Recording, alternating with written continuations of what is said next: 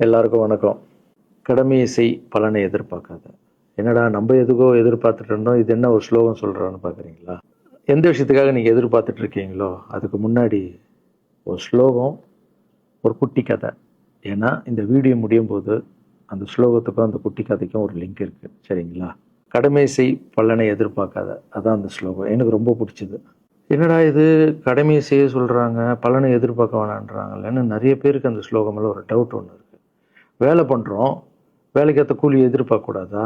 இவ்வளோ கஷ்டப்பட்டு உழைக்கிறோம், சம்பளத்தை எதிர்பார்க்கக்கூடாதா அப்படின்னு. அந்த ஸ்லோகத்துடைய முழு மீனிங் என்னன்னா, ஒரு கதையாக சொல்லிடுறேன். ஒரு பெரிய வீடு, ஒரு மிகப்பெரிய பணக்காரர். அவர் ரூமு மட்டும் க்ளீன் பண்ணுறதுக்கு ரெண்டு ஆட்கள் இருப்பாங்க. ரொம்ப பிடிச்சவங்கள 2 பேர் அந்த ரூம் க்ளீன் பண்ணுறதுக்கு வச்சுருக்காரு. அவர் மிகப்பெரிய பணக்காரர். அவர் இப்போ 2 பேரும் வந்து ரூம் துடைக்கிறவங்க. ஓகே, அவர் காலையில் ரெடி ஆகி அந்த ரூம்லேருந்து வெளியே வரும்போது அவங்க துடைச்சிட்டு இருக்காங்கல்ல, அதில் ஒருத்தர் வந்து அவர் பாட்டுன்னு ஒரு வேலையை பார்த்துட்டு இருப்பார், துடைச்சிக்கிட்டே இருப்பார். இன்னொருத்தர் இருக்கார்ல, அவர் போய், சார் உங்கள் ட்ரெஸ்ஸு சூப்பராக இருக்குது சார், சார் நீங்கள் போட்டுக்கிற கண்ணாடி நல்லா இருக்கு சார், சென்ட்டு சூப்பராக இருக்குது சார், நல்லா இருக்குது சார், சூப்பராக இருக்கீங்க சார், எனக்கு பேக் கொடுங்க சார் அப்படின்னு வாங்கிட்டு போவார். இன்னொரு ஆள் வணக்கம் சார் சொல்லிட்டு வேலையை மட்டும் பார்த்துட்டு இருப்பாராம். இப்படியே தினமும் நடக்கும். அப்புறம் அந்த ஓனர் வந்து இந்த ஊரை விட்டு வெளியூருக்கு போகிறாரு. போகும்போது 2 வேலைக்காரங்களும் கூப்பிட்டு ஒருத்தருக்கு வந்து 1 மாதம் சம்பளம் எக்ஸ்ட்ரா, யார் கூட பேக்லாம் தூக்கிட்டு போய் எப்போ பார்த்தாலும் நான் சூப்பர் சூப்பர்னு சொன்னார்ல, அவருக்கு 1 மாதம் சம்பளம் எக்ஸ்ட்ரா. இன்னொரு ஆளுக்கு ஒரு வீடு வாங்கி கொடுத்து அவரை, நீ என் கூடவே வந்துரு, நான் அவர் கூடவே அவரை கூப்பிட்டு போகிறேன். இவன் ஓடி போய் கேட்டானா, சார் என்ன சார் தினமும் நான் தானே சார் உங்கள் பேக் எடுத்துருந்தேன், நான் கொடுத்த வேலையை நீ கரெக்டாக பண்ணல, நீ ஜால்ரா அடிக்கிறதுலையே இருந்த, எனக்கு இது நல்லா இருக்கு அது நல்லா இருக்குன்னு. ஆனால் அவன் வேலையை மட்டும்தான் பார்த்தான். வேலையை கரெக்டாக பார்த்தா பலனு கடவுள் கொடுப்பார், அந்த பலன் தான் இது அப்படின்னு சொன்னான். இப்போ விஷயத்துக்கு வருவோமா? திருச்சி கிழக்கு தொகுதி. இன்னைக்கு நான் என்ன முடிவு சொல்கிறேன் இதுதானே. நான் திருச்சி கிழக்கில் நிற்கணும்னா நான் முதல்ல அரசியலுக்கு வரணும். நான் அரசியலுக்கு வரேனா இல்லையான்றதை சொல்கிறேன். அரசியல் எப்படி என் வாழ்க்கையில் வந்ததுன்னு சொல்கிறேன். உங்களுக்கு நல்லா தெரியும், என் வீட்டில் குழந்தைங்கள வளர்த்துக்கிட்டு நான் பாட்டுன்னு சோஷியல் சர்வீஸ் பண்ணிகிட்டு இருந்தேன். மாற்றுத்திறனாளிக்கு டான்ஸ் சொல்லி கொடுக்குறது, ஓப்பனர் சர்ஜரி பண்ணுறது, பசங்களை படிக்க வைக்கிறது, ஸ்போர்ட்ஸு எல்லாத்துலேயும் என்னால் முடிஞ்ச வரைக்கும் பண்ணுவேன். என்னால் முடியல மற்றவங்கிட்ட கேட்டு பண்ணிகிட்டு இருந்தேன். இந்த டைமில் தான் ஜல்லிக்கட்டுன்னு ஒன்று வருது. ஒரு சில விஷயம்லாம் ஃபாஸ்ட்டாக சொல்லிடுறேன், உங்களுக்கு தெரிஞ்ச விஷயந்தான். ஜல்லிக்கட்டுன்னு ஒன்று வருது, அதில் நான் போகிறேன், சாப்பாடு போகிறதுக்காக குழந்தைங்களுக்கு போகிறேன். அப்படி நான் அந்த ஜல்லிக்கட்டு நடந்து முடிஞ்ச விஷயம்லாம் உங்களுக்கு தெரியும். அப்புறம் என் மேலே ஒரு தலைவர் விமர்சனம், எதுக்கு தலைவர்னு சொல்லுவார், நம்ம அண்ணன் தான், சீமான் அண்ணன் ஒரு விமர்சனம் வைக்கிறாரு. அதுக்கு நான் மறுபடியும் ஒரு ட்வீட் போடுறேன், அவர் ட்வீட் போடுறேன். அப்போ தான் என் வாழ்க்கையில் அரசியல்னு எடுத்து அந்த நுழையுது. நம்ம சாப்பாடு போகிறதுக்கு போகணும், இது என்னடா இவ்வளோ பெருசாக இருக்குது, அந்த ஜல்லிக்கட்டு தான் எனக்கு அரசியலில் உள்ள நுழைஞ்சது, என்னடா இவ்வளோ பெருசாக இருக்குது அப்படின்னு. அப்படியே போச்சு. அதே தலைவர் தான், அதே சீமான் தான் ரஜினி சார் அரசியலுக்கு வர்ற மாதிரி பேச்சு அடிபட்ட உடனே அவங்க சைட்லேருந்து பேசுகிறாங்க, தலைவரை பற்றி பேசுகிறாங்க. தலைவர் எனக்கு வந்து ஒரு குரு, என்னை வாழ வச்ச தெய்வம், ஒரு அப்பா மாதிரி, ஒரு அண்ணன், அப்பா எல்லாமே சொல்லலாம். ஸோ அவரை பற்றி அதிகமாக பேச ஒரு முறையும் சூப்பர் ஸ்டாருக்கு ஃபோன் போடுவேன், அண்ணா ரொம்ப ஓவராக பேசுகிறாங்க, டெப்பா கம்முன்னு இருக்கண்ணா, நீ சைலண்ட்டாக இப்படியே ஓரளவுக்கு தான் நம்மளால் பொறுக்க முடியும். அதுக்கப்புறம் ஆடியோ ரிலீஸ் ஃபங்க்ஷனில் என் மனசில் இருக்கிறதெல்லாம் உடச்சி சொன்னேன், அதை நீங்களும் பார்த்துருப்பீங்க, தெரியும். அதுக்கப்புறம் ஒரு ரஜினி சாருக்கு ஒரு ஃபங்க்ஷன் வந்தது, அந்த ஃபங்க்ஷன்லேயும் பேசினேன் இதை பற்றி. உங்களுக்கு தான் தெரியுமா அந்த வீடியோ, யார் ஓட்ட பந்தயத்தில் ஜெயிக்கிறது, இப்போ கூட அந்த வீடியோ போயிட்டுருக்கு. அதை பேசணும், அது பாட்டு அப்படியே போயிட்டு இருந்தது. அதுக்கப்புறம் பார்த்தீங்கன்னா ரஜினி சார் அரசியலுக்கு வரேன்னு அனௌன்ஸ் பண்ண உடனே நான் போய் தலைவரை பார்க்குறேன், என்ன வரீங்களா அண்ணா, நியூஸில் வருது, ஆமாக்கா நான் வரேன். இன்னும் பயங்கர சந்தோஷம். ஏன்னா வாழ்க்கையில் ஒளி ஏற்றி வச்சவர், அவர் அரசியலுக்கு வர்றாரு, அவருக்கு சப்போர்ட்டிவாக இருக்கணும் நம்ம. அப்புறம் எல்லாருக்கிட்டையும் போய் நம்ம கேட்டுட்டு இருக்கோம், தலைவர் வந்துட்டாருன்னா எல்லாமே குழந்தைங்களுக்கு இன்னும் நிறைய பண்ணலாம் அப்படின்னு, என்ன நானும் வரேன்னு அப்படின்னா ரொம்ப சந்தோஷம் அப்படின்னு ஸ்ட்ரெயிட்டாக கிளம்பி நான் ட்ரஸ்ட்டுக்கு வரேன். என்னுடைய ட்ரஸ்ட்டு, என்னுடைய ஃபேன்ஸு எல்லாரையும் கூப்பிட்டு என்னுடைய வெல்விஷர்ஸ் எல்லாரையும் கூப்பிட்டு உட்கார வச்சு தலைவர் அரசியலுக்கு வராரு. புரியுதுங்களா? எனக்கு வந்து எழுத படிக்க தெரியாது, அதான் ஒரு ட்வீட் பண்ணணும், இதெல்லாம் ரெடி பண்ணுங்கன்னு தமிழில் சொல்லிவிட்டு அவங்க ரெடி பண்ணிட்டு இருக்க ஒரு டீம். இன்னொரு டீம் உட்காந்து என்கிட்ட கேள்வி கேட்குறாங்க, தலைவர் அரசியலுக்கு வந்தால் அவர் வந்து சிஎம் ஆகிடுவார், நீங்கள் வந்து அமைச்சர் ஆகிடுவீங்களாண்ணே, சுகாதாரத்துறை அமைச்சர் தான் நம்ம வந்து ஆப்ரேஷன் நிறைய பண்ணலாம், இன்னொருத்தர் கல்வித்துறை எடுத்தால் நிறைய படிக்க வைக்கலாம். டேய், கடமை செய்யணும், பலன் எதிர்பார்க்கக்கூடாது. சுகாதாரத்துறை அமைச்சர், இது வந்து கல்வித்துறை, இதெல்லாம் படிச்சவங்க வர இடம். அண்ணன் படிக்கலடா. எல்லாருக்கும் படித்த இடத்த போட்டு ஒரே இடத்துல போய் முடங்கி போய் படிப்புனா படிப்பு மட்டும், எல்லாம் கட்சி வளரட்டும், தலைவர் வரட்டும், எல்லா துறையிலேருந்து ஹெல்ப் கட்டு நல்லா பண்ணுவோம், பெரிய ட்ரஸ்ட்டு கட்டுவோம். இப்போனா சின்ன ட்ரஸ்ட்டில் தான் நம்ம இருக்கோம். சின்ன வீட்டில் 60 குழந்தைங்க நீங்கள் இருக்கீங்க, 100 ஏக்கரில் கட்டுவோம். ஊனமுற்றோர்கள் இந்த பக்கம் திருநங்கைகளுக்கு, இந்த பக்கம் முதியோர்களுக்கு ஒரு பெரிய ட்ரஸ்ட் கட்டி பண்ணுவோம்டா. சூப்பர்ண்ணா. இன்னொருத்தர் டக்குன்னு அங்கேருந்து, அண்ணா நம்மளை ஏற்று பேசிட்டு இருக்காருல்ல சீமான் அண்ணன், அவருக்கு ஆப்போசிட்டாக எதிர்த்து நில்லுங்கண்ணே அப்படின்னா. அது அரசியல் இல்லை. ஒருத்தர் மேலே கோவத்தால் நம்ம அரசியலுக்கு வந்தால் அது வந்து வெறுப்பு அரசியலாக மாறும். அரசியல்ன்றது மக்களுக்கு நல்லது பண்ணுறதுக்காக வரணும். இப்போ அவரை நான் அழிக்கணும், அவரை நான் ஏதோ ஒன்று செய்யணும்னு அந்த ஆசையில் வந்தேன்னு வச்சுங்களேன், ஆசை என்ன ஆகும், கோபமாக மாறும். கோவத்துலேருந்து என்ன வரும், வார்த்தைகள் தப்பாக வரும். வார்த்தைகள் மட்டும் வராது, தப்பான வார்த்தைகள் வரும். மக்களுக்கு நம்ம மேலே மரியாதை இல்லை, மக்களுக்கு நம்ம மேலே மரியாதை இருக்காது, போயிடும். ஸோ அதால் அரசியலுக்கு வர்றோன்னா அவரை அழிக்கிற வழியாக இருக்கிறேன். பதிவை பற்றி பேசுகிறத ஃபஸ்ட்டு விடுங்கடா, ஃபஸ்ட்டு வேலையை பார்ப்போம்டா. நம்ம தலைவர் வரோன்னு சொல்லிட்டாரு, ட்வீட் போடுங்களா அப்படின்னா ட்வீட் போட்டுட்டு அங்கேருந்து போட்டுட்டு வீட்டுக்கு போகிறேன். இங்கே தான் பெரிய ட்விஸ்ட் இருக்குது எனக்கு. வீட்டுக்கு போகிறேன். வீட்டுக்கு போனோன்னா எப்பவும் நான் அம்மா கிட்ட போய் ஒரு விஷயத்த சொல்கிறதுக்கு முன்னாடி ஒரு சர்ப்ரைஸ் ஒன்று பண்ணுவேன். எங்கள் அம்மா கோவில் கட்டுறது கூட, கோவில் கட்டிட்டு ஸ்டாச்சுலாம் ஆர்டர் பண்ண அப்புறம் தான் அந்த ஸ்டாச்சுவே காமிச்சாங்க அம்மாவுக்கு. அதே மாதிரி அரசியல் விஷயத்துலையும் போய் சொல்லலான்னு அம்மாவை கூப்பிட்டு ஃபேமிலியெல்லாம் உட்கார வச்சு, அம்மா தலைவர் அரசியலுக்கு வர்றாரு, சரி கண்ணா, நானும் அரசியல் போடுறேன், இங்கே பரமா ட்வீட் போட்டிருக்கேன் அப்படின்னு. அம்மா முகம் டக்குன்னு மாறிட்டு ஓகே கண்ணா, ஓகே நான் சாப்பிடலாம் அப்படின்னு எழுந்து போயிட்டாங்க. என்ன இப்படி போக மாட்டாங்களே, ஒரு விஷயத்த சொன்னால் சூப்பர் கண்ணான்னு பேசுவாங்கள்ல, 1 hour அதில் இருக்கிற நல்லது கெட்டது எல்லாம் பேசுவாங்க, என்ன போயிட்டாங்க அப்படின்னு ஒரு ஃபீல். சரி இது உடம்பு சரியில்லை போல, அப்செட்டில் இருக்கான்னு விட்டேன். அப்புறம் 2-3 நாள் அவங்ககிட்ட பேசவே மாட்டுறாங்க. கூப்பிட்டு உட்காரு, என்னம்மா உனக்கு பிரச்சனை, ஏதாவது தப்புன்னா அடின்னா அடிச்சிடுமா, என்னம்மா இப்படி பேசாமல் இருக்குன்னா, இல்லை கண்ணா நீ அரசியல் போனது எனக்கு பிடிக்கல அப்படின்றாங்க. ஏமா அரசியல் போனால் பிடிக்கல? இல்லை கண்ணா அது ஒரு சாக்கடை, அரசியலுக்கு போகக்கூடாது, அது வந்து பணம் கொடுக்குறாங்க அரசியலுக்கு, ஊட்டு வாங்குறதுக்கு பணம் கொடுத்து தாங்க நான் ஜெயிக்கிறாங்க. அதுக்கப்புறம் ஜாதி இல்லைன்னுவாங்க, ஜாதி இருக்குது, மதம் இல்லைன்னுவாங்க, மதம் இருக்குது. அந்த சாக்கடைக்குள்ளே நீ போகாதப்பா. நம்மளுக்கு வாழ்க்கையை ஒளி வச்சு ஏற்றி வச்சவர் தானே நம்ம சூப்பர் ஸ்டார், அவர்கிட்ட என்னை கூப்பிட்டு போப்பா, நான் சொல்கிறேன், அவர் ஒரு ஆன்மீகவாதி, அவரும் அரசியலுக்கு வர வேணாம், இந்த வயசில் அவர் நிம்மதியாக இருக்கட்டும், எதுக்கு அரசியலுக்கு வர, என்னை கூப்பிட்டு போ, அப்பாயின்மெண்ட் வாங்கி கொடுத்துருந்தாங்க. அப்பாயின்மெண்ட் வாங்கி கூடா, நானும் வேறு கனவுல வந்து மைண்ட் வைஸ், அம்மா நான் சொல்கிறது கேளுமா, நம்ம எத்தனையோ இப்போ வந்து எல்லா குழந்தைங்களுக்கும் ஒவ்வொரு ஸ்டேஜில் போய் கேட்டு தானேம்மா ஹெல்ப் நடக்குது. இப்போது தலைவர் வந்துட்டாருன்னா நம்ம தாராளமாக பண்ணலாம்லம்மா, உன் கையில் எவ்வளோ காசு இருக்கோ அதுக்கு மட்டும் செய், அரசியல் வேணான்னு சொல்கிறேன் அப்படின்னு போயிட்டான். அந்த ஃபேஸ் வந்து அதுக்கப்புறம் அடிதான் நம்மளுக்கு. சரி இந்த உலகத்தில் அம்மா மீறி பண்ணலாம், ஆனால் நான் உருப்பிட மாட்டேன், எனக்கு நல்லா தெரியும். இந்த உலகத்துலேயே எனக்கு யாருன்னா எங்கள் அம்மா தான். அது அம்மா இல்லை, எங்கள் கடவுள்னே சொல்லலாம், நான் எதிர்க்க பார்க்குற கடவுள். சரி அம்மாவுக்கு சொல்லி புரிய வைக்கலாம், என்னடான்னு தலைவர்கிட்ட போய் எப்படி சொல்கிறது, பசங்கிட்ட ஒரு பயங்கர பில்டப் கொடுத்துட்டோம், அது இதுன்னு எல்லாம் வேலை வேற பார்த்துட்டு இருக்காங்க, என்ன பண்ணுறது. அந்த டைமை பார்த்து கொரோனா வருது, ஒரே ஷாக்கு, வெளியே போக முடியாதுன்றாங்க, இல்லைன்னா போச்சு.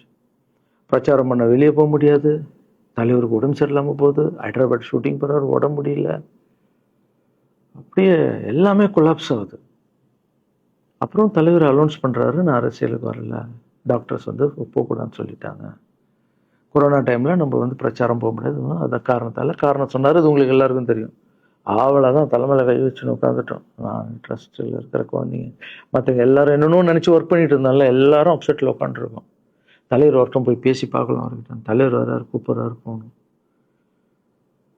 அந்த மாதிரி தலைவரை பார்த்ததில்லை நான். அப்படியே எனக்கு புரிஞ்சுது, அவர் ரொம்ப வலியில் இருக்கார் அப்படின்னு. எவ்வளோ சுறுசுறுப்பானால உடம்பு முடியலைங்கண்ணா, பரவாயில்ல நம்ம உடம்பு தானே முக்கியம், என்ன இதெல்லாம் என்னென்ன தூக்கி போடுங்கண்ணா. இல்லைண்ணா இத்தனை வருஷம் என்னை வாழ வச்சாங்கல்ல, அவங்களுக்கு ஏதாவது ஒன்று பண்ணணும்னு நினச்சாங்கண்ணா, இங்கே குத்துதுக்கண்ணா, எனக்கு என்ன பண்ணுறதுன்னு தெரியல, ரொம்ப கஷ்டமாக இருக்கு அப்படின்னா. அண்ணே அதை விடுங்கண்ணே, எல்லாம் அப்படின்னு அவர்கிட்ட பேசிட்டு அவர் வந்து அப்போ நான் முன்னாடி பேசும்போது அவர் சொல்கிறார், நான் கூட பதவிக்கு வரணும்னு ஆசைப்படல, இன்னொரு நல்ல ஆள் படித்த ஆள் அங்கே நிற்க வச்சுப்பான், யாருன்னே சொல்லுவேன், யாருன்னு கூட சொல்லலை. அது அப்படியே போச்சு. அவர் மனசுக்கு மட்டும்தான் தெரியும், யாருன்னு கூட சொல்லலை. ரொம்ப அப்செட்டாக இருந்தார். சரி ஓகே, இதுவும் கடந்து போகணும். அப்படியே கடந்து போச்சு. எனக்கும் காஞ்சனா படம் அது இதுன்னு வந்து பெரிய ஹிட் ஆகுது.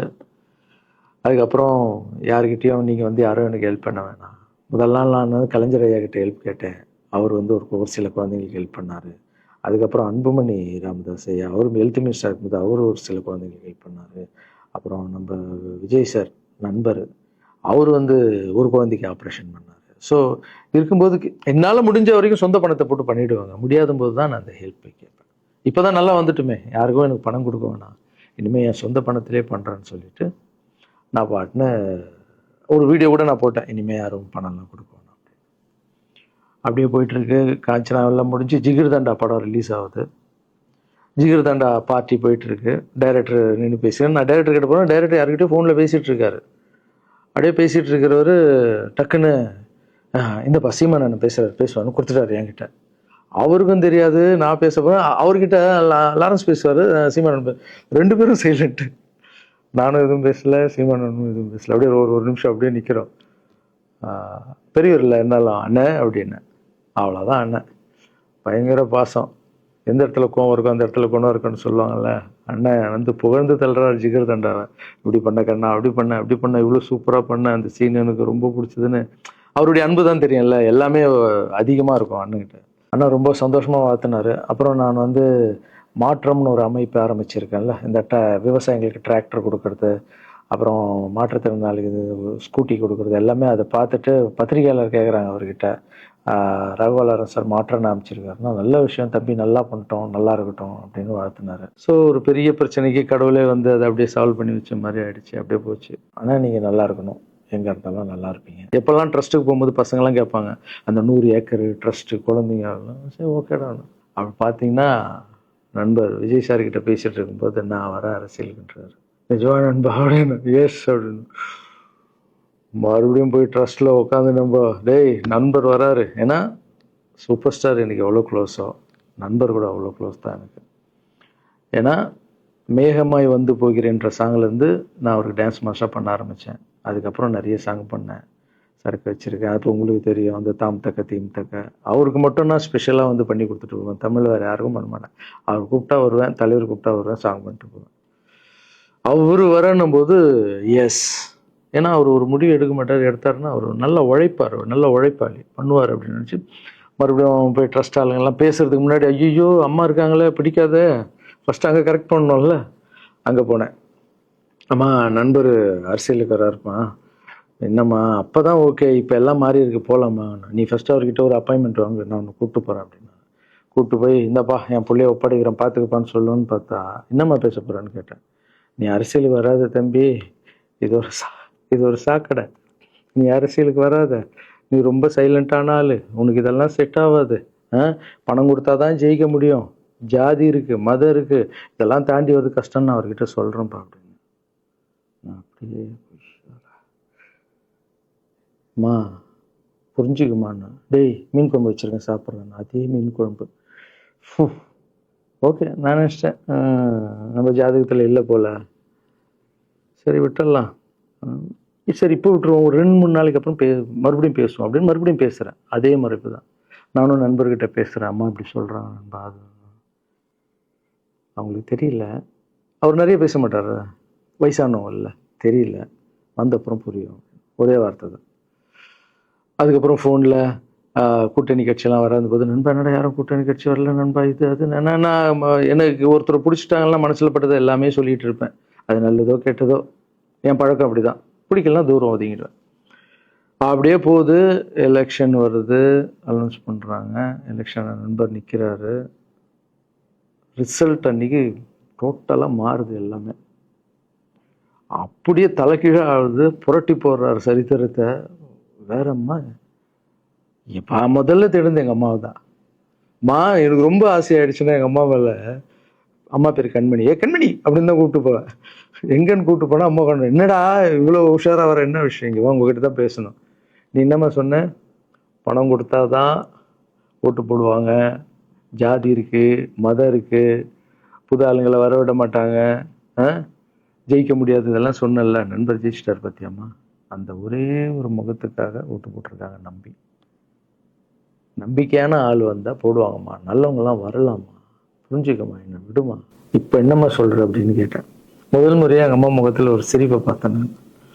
ஆமாங்கண்ணா, அந்த புள்ள எல்லாத்தையும் மாற்றிடுச்சு, இவ்வளோ பெரிய வெற்றி அடி வரணும்னு நான் எதிர்பார்க்கலப்பா.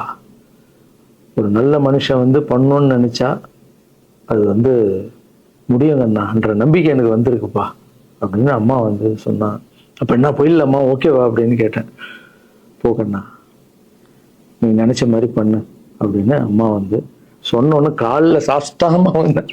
தேங்க்யூ ஸோ மச்மா அப்படின்னு. ரொம்ப ஹாப்பி நான். அம்மா ஓகே சொல்லிட்டாங்க அரசியல் வர்றதுக்கு. இப்போ நான் தாய்க்கு நிகரான்னு நினைக்கிறேன். என் ரசிகர்கள் கேட்குறேன், நான் அரசியலுக்கு வரலாமா? இதை பார்த்துட்டு இருக்கிறவங்களுக்கு, இந்த மக்களை கேட்குறேன், நான் அரசியலுக்கு வரலாமா? அந்த தகுதி எனக்கு இருக்கா? நீங்களும் சொல்லுங்கள்.